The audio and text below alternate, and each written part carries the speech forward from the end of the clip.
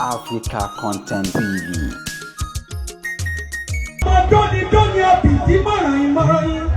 Ọmọ náà mẹ́sẹ̀ o. Ọmọ àrídìí ògbólógbò àròyìn ogun bẹ̀rẹ̀ fẹ́bẹ̀. Gbogbo ọmọ àdúgbò pátápátá mo bá níyọ̀ ní aṣẹ́ náà. Bẹ́ẹ̀ bá ti rán láti yóò mi ẹ̀dá kan ẹ̀ bá mi kí. Àdìo Mustapha Sego. Ọmọ wa gbogbo ìlú Èkó. Gbogbo yín pátápátá ni mo kí mi ò lọ́lọ́dún yìí kankan. Àìdí ọmọ olómù àpẹ̀rán. Aláàbò sì mi ẹ̀gbọ́n mi. Àìdí ọmọ ọlọ́run alágbogbo dé. Àsìgbà tí bẹ lọ́nà àtòmù. Mo fi yín mo fi kí sí ìjọba. Tọ́lá ní dẹ́njà. Tóbi náà bá fúnra rẹ̀ ìjáyà. Fẹ́mi Jébron. Gbogbo yín ni mo kí mi ò lọ́lọ́dún yìí kankan. Àníkẹ́ èsì ọlọ́rọ̀ ọmọ ọ̀dọ̀ ọ̀gá. Wọ́n gbé Tọ́lá ní serious. Ó gbé kò dẹ́jà mọ́ di serious náà ní. Mo wá padà sọ́dọ̀ ẹni tó pè mí wá. Olúwa tóbi lọ́ba ìjayà ọmọ onígbàgbé ooo. Ìwọ lọ máa náwó pọ́ńtì tó kó rẹ̀gẹ̀dẹ̀. Ẹ̀yin lọ máa gbọ́ sẹ́kùn mọ́tàkì yìí. Bí ó bá sẹ́ni tó wá jáwó, àsẹ́ni tó wá sọ fún bàbá náà bàbá tó bí ọlọ́mọ. Àṣkárí tó mọ̀ jẹ́. Ẹ bá mi padà sọ́dọ̀ pé ifá. Mo pẹ́ mo sún Àṣkárí níwọ̀n ẹgbẹ́ ìjẹ́. Mo kì í sìnà tí mo níwọ̀n ẹgbẹ̀fà. Ẹ dákun ẹ má fọkùn mú mi. Ogun ní ìsinmi mú ẹgbẹ́ kan ò gbọ́dọ̀ sí níyà. Máa gbọ́ àṣìṣe ọgbọ́n òní pọ̀ alágbára olówó ọba ọ̀gá òwò. Mo ní alára. Mo rí rẹ̀. Mo ní mo bá lákòókò ọmọ lòdì dẹ́gbà.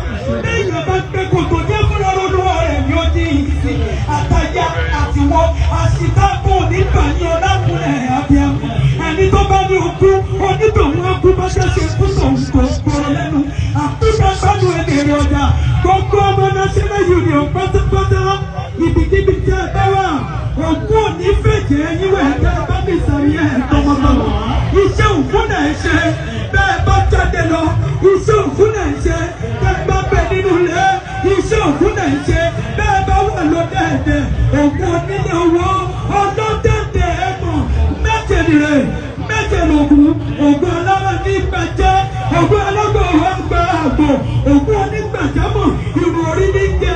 Ògùn bọ́lọ́bọ̀dà ní jẹ kuru funfun. Ẹ máa gbẹ fínní. Ìlànà ìyáròkọ ẹ̀ máa ti gbọ́. Gbogbo ọmọ àdúgbò yìí olórí ẹ̀ ọ̀rọ̀. No touch me now, they walk. Stop am now, no touch me. They don't tell you 2 times, you dey touch me.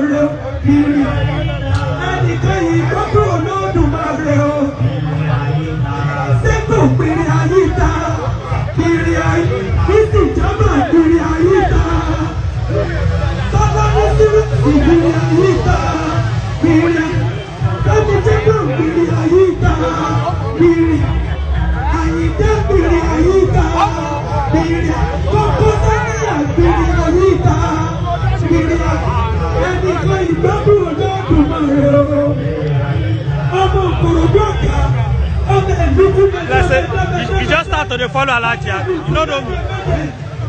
You dey push me. I dey walk, you dey push me.